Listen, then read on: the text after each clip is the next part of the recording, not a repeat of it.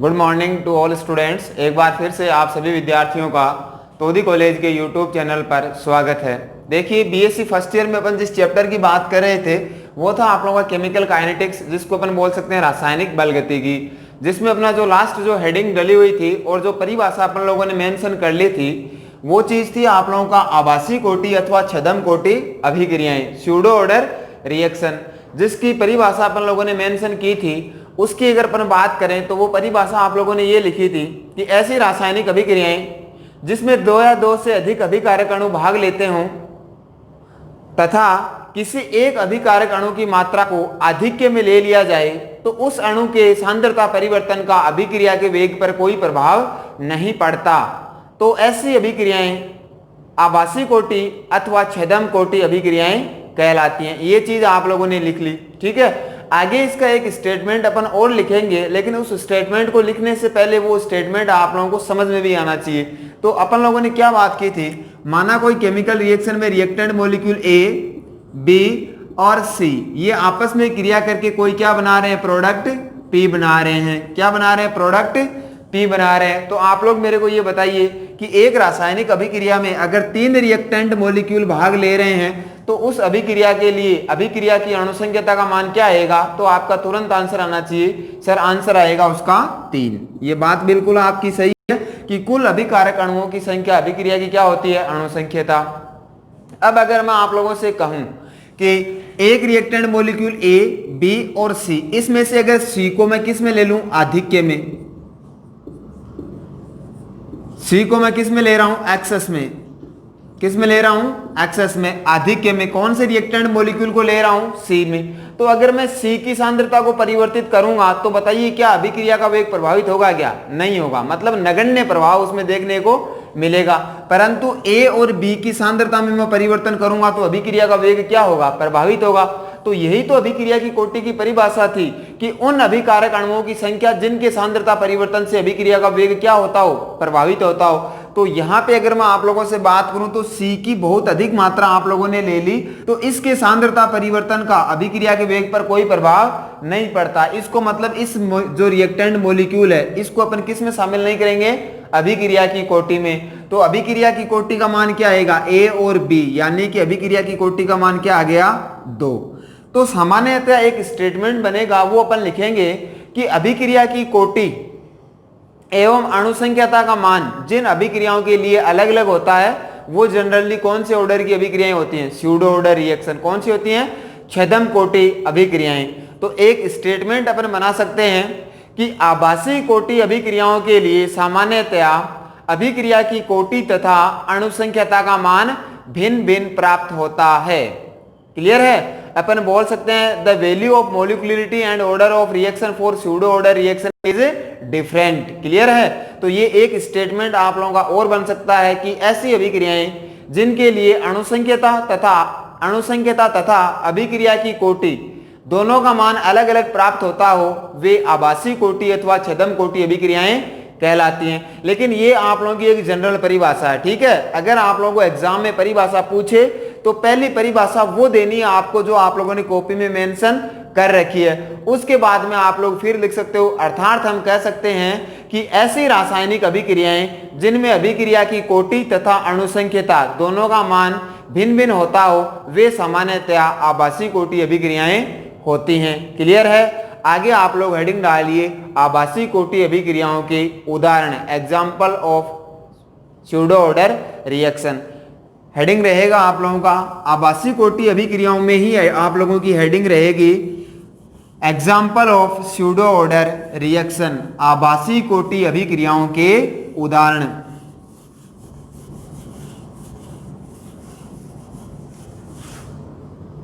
इसमें जो first example आप लोगों का रहेगा वो बहुत इंपॉर्टेंट एग्जाम्पल है आप लोगों का, वो है एस्टर का अम्लीय जल अपघटन।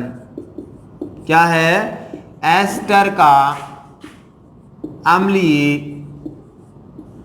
जल अपघटन।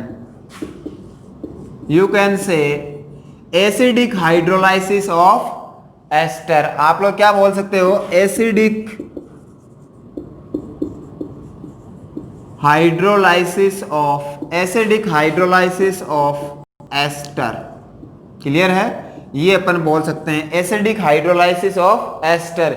यानी कि एस्टर का जो अम्लीय जल अपघटन है वो कौन सी कोटि की अभिक्रिया का उदाहरण होता है आप लोगों का? आभासी कोटि अभिक्रिया का। कैसे होता है इधर देखिए, ये क्या है आप लोगों का? एस्टर। क्या है?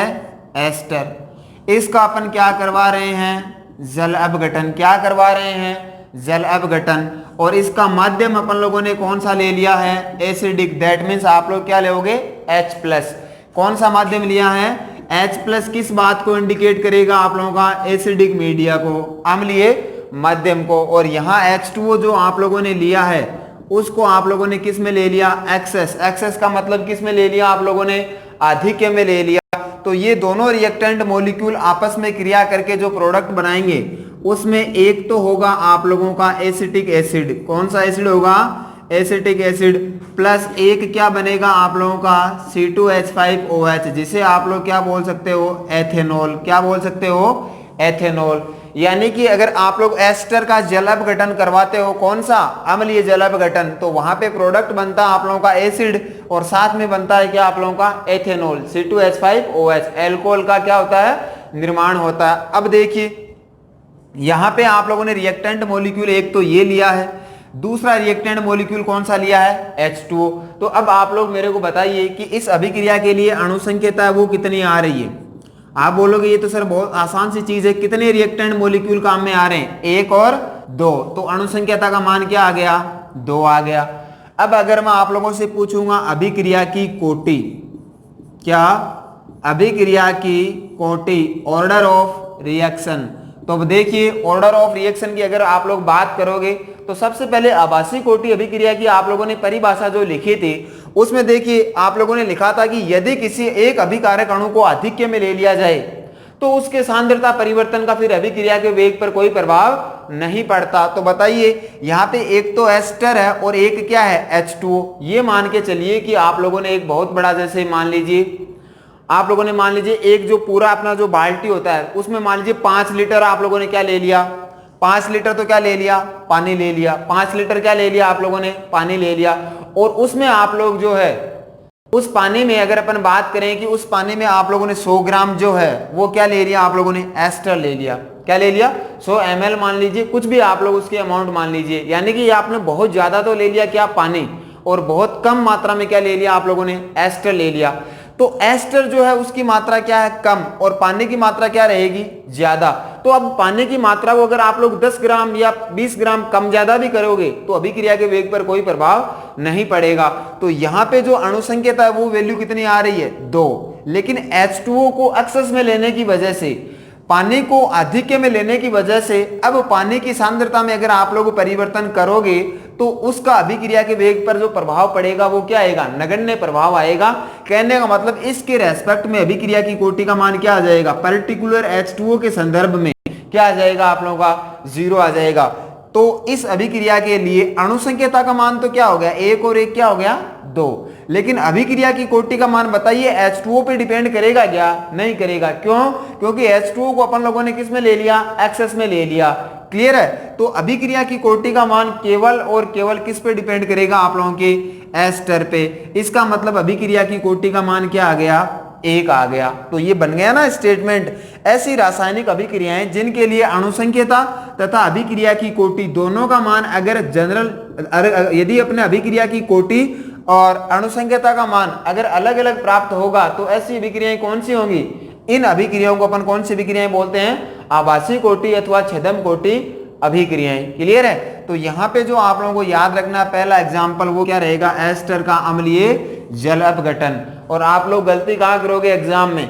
आप लोग ये एस्टर भी लिख दोगे, ये H2O भी लिख दोगे, इधर आप लोग एसिड भी बना दोगे और एथेनॉल भी बना दोगे। चलते चलते स्टूडेंट क्या करता है? ये जो H+ है इसको लिखना वो क्या कर जाता है? भूल जाता है। ना तो अम्लीय लिखता है ना वो H+ लिखता है, केवल एरो लगा करके सीधा क्या बना देता है? प्रोडक्ट बना देता है। और एग्जामिनर इस चीज में आप लोगों को अगर 1.5 नंबर का क्वेश्चन है तो वो आधा नंबर परिभाषा को आप लोगों को दे देगा, लेकिन इस चीज को वो क्या मानेगा? आप लोगों का गलत मानेगा। और गलत मानने का आधार क्या रहेगा? वो ये सोचेगा कि बच्चे H+ की बात कर रहा है या OH- की बात कर रहा है। अगर आप लोग H+ की बात कर रहे हो तो ये फर्स्ट ऑर्डर रिएक्शन होगा। लेकिन H+ की बजाय अगर मैं यहाँ पे आप लोगों का OH- ले दूं, क्या इंपॉर्टेंट चीज है आप लोग नोट कीजिएगा कि अगर मैं OH- ले दूं, OH- का मतलब अब मैंने अम्लीय माध्यम की बजाय कौन सा माध्यम ले लिया, क्षारीय माध्यम। कौन सा माध्यम ले दिया मैंने आप लोगों का, बेसिक मीडिया, क्षारीय माध्यम। और अगर आप लोग एस्टर का एसिडिक की बजाय बेसिक हाइड्रोलाइसिस करवाते हो, अम्लीय की बजाय क्षारीय जल अपघटन करवाते हो, तो फिर अभिक्रिया का वेग जो है वो H2O और एस्टर इन दोनों पे क्या करेगा, डिपेंड करेगा। और उस समय अभिक्रिया की कोटि का मान कितना प्राप्त आएगा, 2 आप लोगों को मिलेगा। तो अगर आप लोगों से आभासी कोटि अभिक्रिया के एग्जाम्पल की बात की जाए तो आप लोग वहां पे कंप्लीट चीज लिख करके आओगे, एस्टर का अम्लीय जल अपघटन, और इस एरो के ऊपर या तो आप लोग अम्लीय शब्द है वो लगा दीजिएगा, अम्लीय नहीं लिखने की बजाय अगर आप लोग H+ भी लिखते हो तो वो चीज भी क्या रहेगी, पूरी तरीके से सही रहेगी। लेकिन ऐसा नहीं हो कि आप लोग ना तो H+ लगाओगे ना OH- लगाओ। अगर OH- लगा दिया तो सेकंड ऑर्डर हो जाएगा। अगर आप लोगों ने अम्लीय या H+ या OH- कुछ भी नहीं लगाया तो एग्जामिनर पे डिपेंड करेगा। लेकिन अगर आप लोगों ने H+ लगा दिया तो आपका आंसर पूरी तरीके से क्या आएगा, सही आएगा। तो आभासी कोटि अभिक्रियाओं का जो पहला एग्जाम्पल आप लोगों का हो गया वो हो गया एसिडिक हाइड्रोलाइसिस ऑफ एस्टर। याद रहेगा, इसमें आप लोग नोट डाल करके एक स्टेटमेंट और लिख सकते हो। ये चीजें आप लोग एक बार के लिए इसका स्क्रीनशॉट ले लीजिए, समझ में आई हुई चीजें हैं, कहीं कोई प्रॉब्लम नहीं है, आप लोग कॉपी में मेंशन कर सकते हो। क्लियर है? नोट डाल करके आपको एक स्टेटमेंट लिखना रहेगा कि एस्टर का क्षारीय जल अपघटन द्वितीय कोटि अभिक्रिया का उदाहरण होता है। एस्टर का क्षारीय जल अपघटन द्वितीय कोटि अभिक्रिया का उदाहरण होता है। कई बार कंपटीशन एग्जाम में ये क्वेश्चन पूछा जाता है कि एस्टर का अम्लीय जल अपघटन कौन सी कोटि अभिक्रिया का उदाहरण है, तो वो आप लोगों को दे देगा प्रथम कोटि, द्वितीय कोटि, तृतीय कोटि और 0 ऑर्डर। तो यहां अभिक्रिया का वेग केवल और केवल किस पे डिपेंड करता है, एस्टर पे। तो अभिक्रिया की कोटि का मान कितना आएगा, 1 आएगा। अगर वो एग्जाम में आप लोगों से पूछ ले कि एस्टर का क्षारीय जल अपघटन कौन सी कोटि अभिक्रिया का उदाहरण होता है, तो वहां पे वो किसकी बात कर रहा है, H+ की बात नहीं कर रहा, अब किसकी बात कर रहा है, OH- की बात कर रहा है। उस समय अभिक्रिया की कोटि का मान एस्टर के साथ साथ किस पे डिपेंड करेगा, H2O की कॉन्सेंट्रेशन पे भी क्या करेगा, डिपेंड करेगा। That time order of reaction कितना ऑब्टेन होगा, 2। कितना आएगा, 2 आएगा। क्लियर है? ये पहला इंपॉर्टेंट एग्जांपल आप लोगों का क्लियर हुआ। दूसरा एग्जांपल आप लोग लिखिए, शर्करा का प्रतिपन, इन्वर्टेज ऑफ शुगर। तो अगला एग्जांपल अपन किसकी बात कर सकते हैं, नंबर बी, वो है इन्वर्टेज ऑफ शुगर। आप लोग लिख लीजिए कॉपी में, शर्करा का प्रतिपन।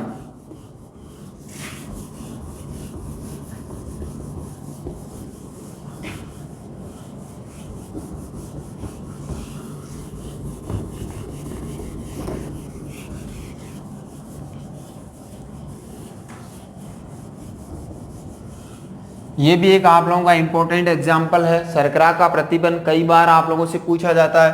तो नंबर बी, शर्करा का प्रतिपन, शर्करा का प्रतिपन जिसे अपन लोग बोलेंगे इन्वर्टेज ऑफ शुगर। क्या है, इन्वर्टेज ऑफ शुगर। इस चीज को आप लोग याद रखिएगा, शर्करा का प्रतिपन क्या होगा, सुक्रोज की बात कर रहे हैं अपन लोग, C12H22O11। ये क्या हो गया, मॉलिक्यूलर फार्मूला। शर्करा या सुक्रोज का प्रतिपन अपन क्या बोल सकते हैं, सुक्रोज का प्रतिपन। ये सुक्रोज शर्करा है आप लोगों की, क्लियर है। और यहां पे मैं इसका क्या करवा रहा हूं, जल अपघटन H2O। और H2O को बताइए किस में ले रहे हैं अपन लोग, आधिक्य में। किस में ले रहे हैं, आधिक्य में। और यहाँ जो प्रोडक्ट बनेगा उसका माध्यम जो रहेगा H+। और बताइए अभी बात की, H+ को आप लोग क्या बोलते हो, एसिडिक मीडिया। कौन सा मीडिया बोलोगे, एसिडिक मीडिया। और यहाँ पे ये रिएक्शन करके क्या बनाएगा आप लोगों का, C6H12O6, ठीक है। और दूसरा बनाएगा C6H12 और क्या है आप लोगों का, O6। ये बनाएगा, 2 मॉलिक्यूल बनाएगा आप लोगों का। अगर सुक्रोज का अगर आप लोग जल अपघटन करते हो एक्सेस में और मीडिया लेते हो एसिडिक, तो उस समय आप लोगों का बनेगा C6H12O6, C6H12O6। अब कुछ स्टूडेंट्स के ये समझ में ये बातें लग रहा है कि सर जब दोनों मॉलिक्यूल सेम ही थे तो आप लोग अलग अलग लिखने की बजाय आप लोग क्या लिख देते हैं, इनको 2C6H12O6 लिख देते। ऐसा नहीं है भैया, जो बच्चे जानते हैं उनके तुरंत समझ में आ गया होगा। ये क्या है आप लोगों का? ग्लूकोज। क्या है? ग्लूकोज। और ये इधर वाला क्या है आप लोगों का? फ्रक्टोज। क्या है? फ्रक्टोज। ग्लूकोज और फ्रक्टोज, बताइए दोनों में बेसिक डिफरेंस क्या होता है? ग्लूकोज और फ्रक्टोज दोनों के आणविक सूत्र तो समान है, दोनों के जो मोलिकुलर फार्मूले हैं वो तो क्या है? समान है। लेकिन बाद में अगर अपन बात करेंगे तो इनमें क्या पाया जाएगा? डिफरेंस पाया जाएगा। ठीक है, अणुसूत्र तो समान है लेकिन बाद में इसकी स्ट्रक्चर को अगर आप लोग ओपन करोगे तो उनमें क्या देखा जाएगा? डिफरेंस देखा जाएगा। यानी ऐसी चीजों को आप लोग क्या बोलते हो? जिनका संरचना, जिनका अणुसूत्र तो समान है लेकिन आगे जाने के बाद में अगर आप लोग इनकी त्रिविम वगैरह देखते हो तो वहां पे अगर डिफरेंस आता है तो इन चीजों को अपन लोग क्या बोलते हैं? समावयवी। क्या बोलते हैं? आइसोमर। और इस चीज को क्या बोलते हैं? आइसोमेरिज्म, समावयवता। तो ग्लूकोज और फ्रक्टोज आप लोगों ने 11th और 12th क्लास की बायो में भी पढ़े हैं, केमिस्ट्री में भी पढ़े हैं। तो वहां पे ग्लूकोज जो होता है वो कौन सी शर्करा होता है? एल्डोज शर्करा। कौन सी होता है? इसमें कौन सा फंक्शनल ग्रुप होता है? एल्डिहाइड। कौन सा ग्रुप होता है? एल्डिहाइड। तो जिसमें एल्डिहाइड होता है उसको अपन क्या बोल देंगे? एल्डोज शर्करा। तो ग्लूकोज अपने आप में कौन सी शर्करा होती है? एल्डोज शर्करा। वहीं फ्रक्टोज जो है वो उसमें कौन सा फंक्शनल ग्रुप होता है? कीटोन वाला। तो इसे क्या बोल देंगे? कीटोज शर्करा। कौन सी शर्करा आ जाएगी? कीटोज शर्करा। और एल्डिहाइड और कीटोन एक दूसरे में क्या होते हैं? फंक्शनल ग्रुप आइसोमर होते हैं। क्या होते हैं आप लोगों के? क्रियात्मक समूह है, समावयवी होते हैं। यानी कि क्रियात्मक समूह क्या होता है? इनका अलग अलग होता है। देखिए दोनों के संरचना सूत्र तो समान है, C6H12O6, C6H12O6। तो देखने से लग रहा है ना, अब जिन बच्चों को पहले पता नहीं था वो बोले थे सर सीधा ही लिख देते ना आप लोग, दो मॉलिक्यूल इसके बनेंगे। नहीं भैया, इसका मॉलिक्यूलर फार्मूला और इसका मॉलिक्यूलर फार्मूला तो क्या है? समान है। लेकिन इनके अगर आप लोग जाओगे फंक्शनल ग्रुप में, वो चेक करोगे इनकी स्ट्रक्चर को बना करके, तो यहाँ पे जो फंक्शनल ग्रुप मिलेगा बताइए कौन सा मिलेगा? एल्डिहाइड। कौन सा मिलेगा? एल्डिहाइड। वहीं फ्रक्टोज की अगर आप लोग स्ट्रक्चर बनाओगे तो वहां आप लोगों को जो फंक्शनल ग्रुप मिलेगा वो क्या मिलेगा? आप लोगों को कीटोन मिलेगा। तो ये चीज होती है ग्लूकोज और ये चीज क्या होती है? फ्रक्टोज। तो यहाँ पे जो अभिक्रिया की कोटि आएगा वो केवल और केवल किस पे डिपेंड करेगा? सुक्रोज की मात्रा पे डिपेंड करेगा। यहाँ H2O में चाहे परिवर्तन करो या नहीं करो, अभिक्रिया की कोटि का मान H2O के रेस्पेक्ट में क्या आएगा? 0 आएगा। वहीं अगर इसकी बात करूंगा तो यहाँ पे क्या आएगा? 1 आएगा। तो बताइए आप लोग मेरे को, इसके लिए अभिक्रिया की कोटि यानी कि ऑर्डर ऑफ रिएक्शन की वैल्यू कितनी आ रही है? केवल और केवल किस पे डिपेंड कर रही है? सुक्रोज पे। तो कितनी आ गई? 1। क्लियर है? वहीं अगर मैं आप लोगों से बात करूं इसके लिए अणुसंख्यता की यानी कि मोलिकुलरिटी की, तो कितने अणु भाग ले रहे हैं? एक तो ये सुक्रोज है और दूसरा क्या है? H2O। तो क्या आ गया? 2। तो बन गई ना वो की वो परिभाषा। ऐसी रासायनिक अभिक्रियाएं जिनके लिए अभिक्रिया की कोटि तथा अणुसंख्यता दोनों का मान क्या आता हो? अलग अलग, वो जनरली कौन सी अभिक्रियाएं होती हैं? Pseudo order reaction. क्लियर है? स्क्रीनशॉट आप लोग ले लीजिएगा, बिल्कुल साफ सुथरे शब्दों में आप लोग इनको कॉपी में मेंशन कर लीजिएगा। क्लियर है? आगे एक स्टेटमेंट अपना क्या बनेगा? नोट डाल करके जिस तरीके से आप लोगों ने लिखा था कि एस्टर का क्षारीय जल अपघटन द्वितीय कोटि अभिक्रिया का उदाहरण होता है, ऐसे ही यहां पर भी एग्जाम में एक क्वेश्चन पूछा जाता है कई बार। वो चीज क्या है? तो आप लोग सबसे लास्ट में NOTE नोट डाल करके एक स्टेटमेंट लिख सकते हैं कि ग्लूकोज और फ्रक्टोज आपस में कौन से समावयवी होते हैं? क्रियात्मक समूह समावयवी होते हैं। कौन से? Functional group isomer. क्रियात्मक समूह है समावयवी। लिख सकते हैं आप लोग कि ग्लूकोज और फ्रक्टोज आपस में क्या होते हैं? फंक्शनल ग्रुप आइसोमर होते हैं, क्रियात्मक समूह है समावयवी होते हैं। जिसमें क्या लिखोगे? ग्लूकोज तथा फ्रक्टोज आपस में क्रियात्मक समूह है समावयवी होते हैं, जिसमें ग्लूकोज एक एल्डोज तथा फ्रक्टोज एक कीटोज शर्करा का उदाहरण होता है। अब देखिए अगर एग्जाम में इससे रिलेटेड कुछ भी आता है, चाहे कंपटीशन का हो चाहे आप लोगों का थ्योरेटिकल एग्जाम हो, आपको कहीं कोई प्रॉब्लम नहीं आती। तो दूसरा एग्जाम्पल हो गया क्या? इनवर्टेज ऑफ शुगर, शर्करा का प्रतिपन्न। तीसरा एक सिंपल सा एग्जाम्पल है, ज्यादा उस पर जोर आपको देना नहीं है। वो एग्जाम्पल क्या है उसकी बात अपन लोग कर लेते हैं। ठीक है? तो ये चीज आप लोग उतारिए। इतने में अपन किसकी बात करते हैं? तीसरे एग्जाम्पल की।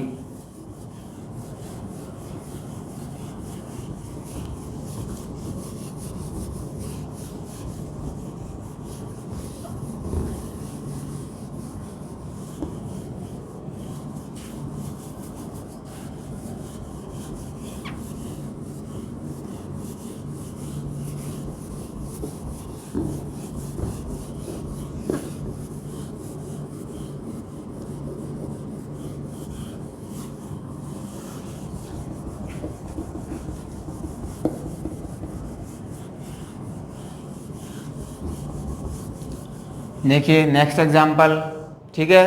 थर्ड अपना जो एग्जाम्पल है सी, वो ये क्या है आप लोगों का सल्फर डाइऑक्साइड, क्या है सल्फर डाइऑक्साइड।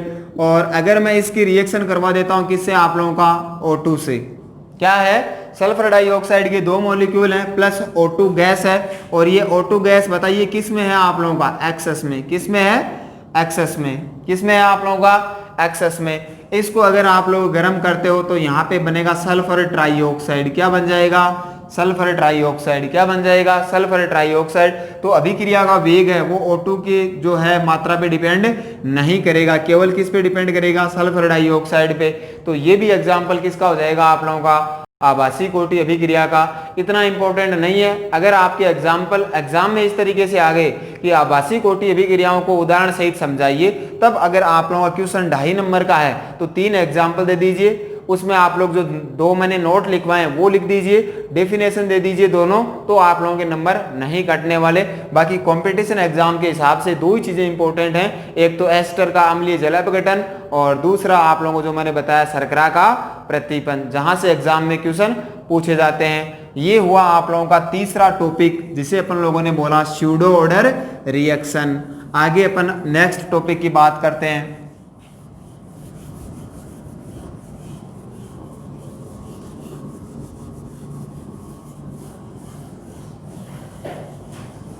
देखिए नेक्स्ट अपन बात करेंगे अभिक्रिया की कोटि के प्रकार। तो अपनी जो हेडिंग रहेगी वो रहेगा types of order of reaction. आप लोग लिख लीजिएगा, जो बाद में आप लोगों को शॉर्ट में बोल रहा हूं ऑर्डर ऑफ रिएक्शन, इसे आप लोग क्या बोलोगे अभिक्रिया की कोटि के प्रकार। अभिक्रिया की कोटि के प्रकार, तो अपन 4 प्रकार की अभिक्रियाओं की बात करेंगे। सर्वप्रथम आप लोग लिखिए नंबर 1 शून्य कोटि अभिक्रियाएं। कौन से शून्य कोटि अभिक्रिया, पहली अभिक्रिया कौन सी आएगी शून्य कोटि अभिक्रिया। यू कैन से जीरो ऑर्डर रिएक्शन, कौन सा रिएक्शन जीरो ऑर्डर रिएक्शन, शून्य कोटि अभिक्रिया। इसके बाद में नंबर 2 अपन बात करेंगे वो रहेगा आप लोगों का प्रथम कोटि अभिक्रिया। यू कैन से फर्स्ट ऑर्डर रिएक्शन, क्या बोल सकते हैं फर्स्ट ऑर्डर रिएक्शन। नंबर 3 जिसकी अपन बात करेंगे वो आएगा आप लोगों का सेकंड ऑर्डर रिएक्शन, यानी कि द्वितीय कोटि अभिक्रियाएं। आप लोग बोल सकते हो क्या सेकंड ऑर्डर रिएक्शन। और तीसरी जो बात 4 नंबर पे अपन जो बात करेंगे वो आएगा आप लोगों का रेडियो एक्टिव विघटन। क्या आएगा रेडियो एक्टिव विघटन, रेडियो एक्टिव विघटन, जो कि एक फर्स्ट ऑर्डर का एग्जाम्पल होगा, लेकिन इसको अपने अलग से पढ़ना है क्योंकि एग्जाम में ये पूछी जाती है। ठीक है, अब एक बार आप लोग कॉपी और पेन जो है वो एक बार आप लोग साइड में रख दीजिए, और जो बात मैं आप लोगों को बता रहा हूं उस बात को ध्यान से सुनिएगा क्योंकि एग्जाम में अपने ये चीज काम में आएगी। अभी तक अपन लोगों ने जो बात की वो केमिकल काइनेटिक्स की अभिक्रिया के वेग की उसके प्रभावित करने वाले कारक, उसके बाद में वेग नियतांक एवं उसकी इकाई, और उसके बाद में अपन लोगों ने जिस चीज की बात की वो था आप लोगों का अभिक्रिया की कोटि, अणुसंख्यता और आभासी कोटि अभिक्रियाएं।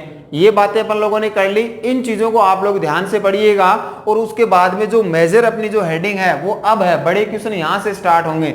शून्य कोटि अभिक्रिया, प्रथम कोटि अभिक्रिया, द्वितीय कोटि अभिक्रिया और रेडियो एक्टिव विघटन।